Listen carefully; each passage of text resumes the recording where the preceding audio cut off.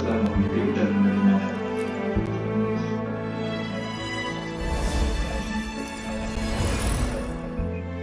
Artinya buat buka satu foto aja bisa lama banget. Sekarang, Wi-Fi bisa mencapai kecepatan hingga puluhan gigabit per detik.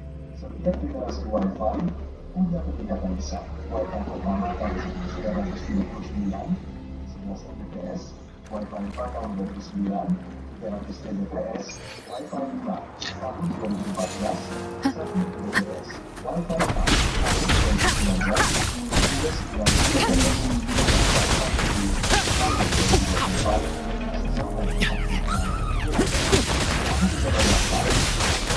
Same actor, different role.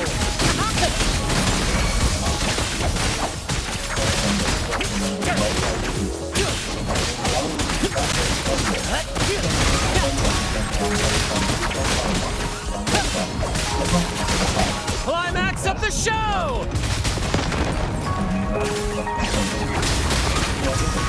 Wi-Fi yang bisa dikendalikan dari HP kamu. Inilah yang disebut Internet of Things. Ujungnya, Dr. John Russell sendiri tidak pernah menyangka penelitiannya tentang lubang hitam akan mengubah dunia. Ia hanya ingin menangkap sinyal dari luar angkasa. Tapi ternyata temuannya justru membuka jalan bagi komunikasi tanpa kabel di bumi.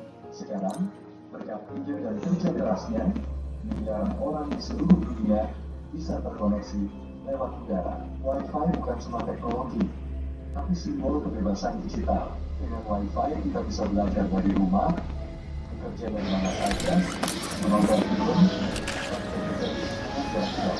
Nama Wi-Fi mungkin cuma jelas, tapi manfaatnya jauh lebih besar. Bukan manusia di seluruh dunia. Seperti bermula dari seorang ilmuwan mendengarkan suara. Kalau kamu lagi di kafe dan melihat tulisan Wi-Fi, lihatlah bahwa di balik sinar kecil itu ada kisah panjang tentang sains, kerja keras, dan rasa penasaran manusia.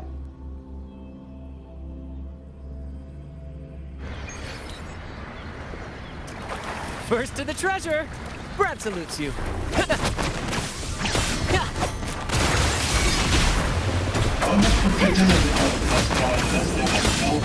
Same actor, different role.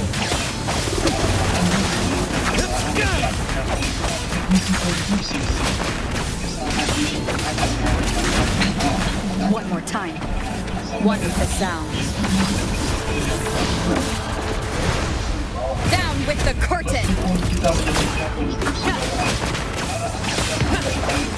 It's but a splash. Same actor, different role.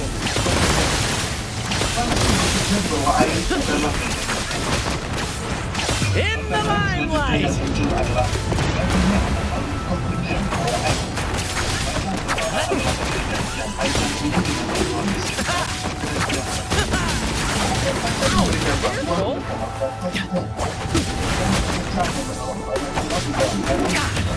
No worries. Same actor, different role.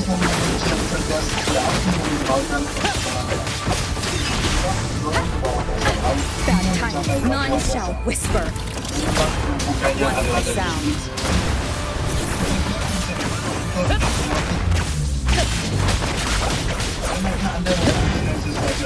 Let the flames rise!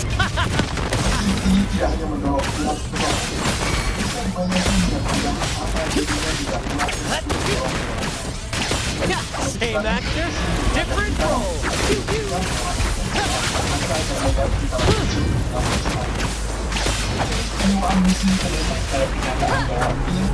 One with the sound.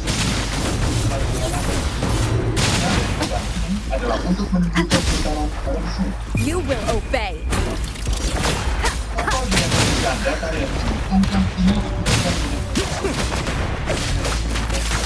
Same actor, different role. Climax of the show! Little mishap.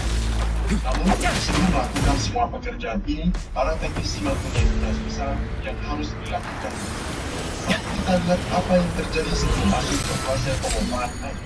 Para teknisi proyek harus melakukan studi bioteknik secara rinci terhadap tanah tempat kopernian akan dibangun. Mereka memilih tanah yang mampu memikul beban bangunan permanen.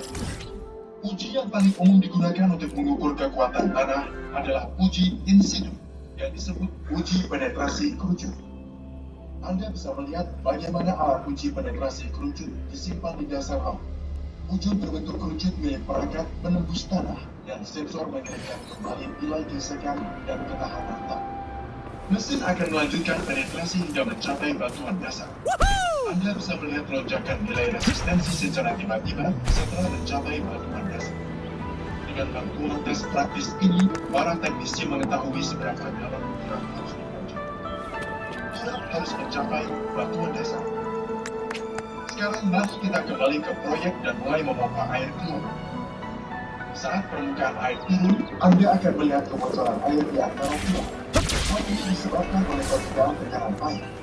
Turap satu lapis sudah rusak, jadi kita perlu melipat gandakan.